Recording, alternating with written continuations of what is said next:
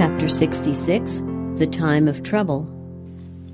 I saw the saints leaving the cities and villages, and associating together in companies, and living in the most solitary places.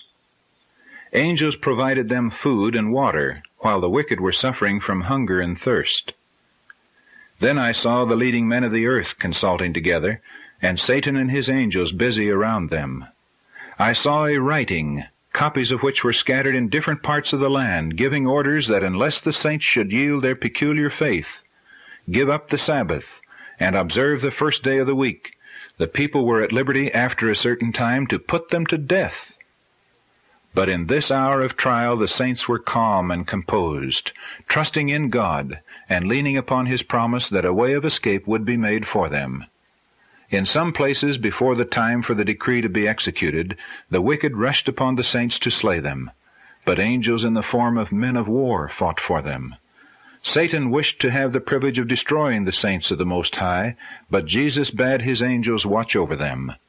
God would be honored by making a covenant with those who had kept His law in the sight of the heathen round about them. And Jesus would be honored by translating without their seeing death the faithful waiting ones who had so long expected Him. Soon I saw the saints suffering great mental anguish. They seemed to be surrounded by the wicked inhabitants of the earth.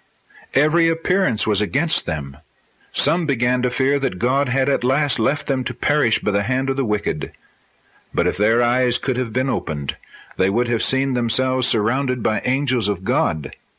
Next came the multitude of the angry wicked, and next a mass of evil angels, hurrying on the wicked to slay the saints.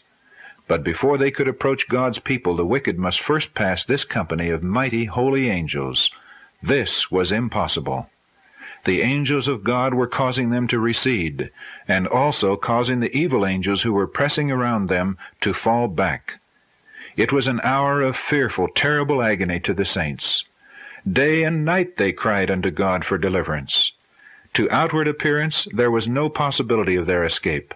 The wicked had already begun to triumph, crying out, "Why don't your God deliver you out of our hands? Why don't you go up and save your lives?"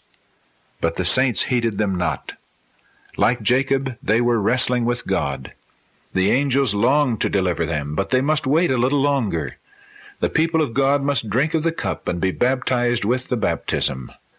The angels, faithful to their trust, continued their watch. God would not suffer His name to be reproached among the heathen. The time had nearly come when He was to manifest His mighty power and gloriously deliver His saints.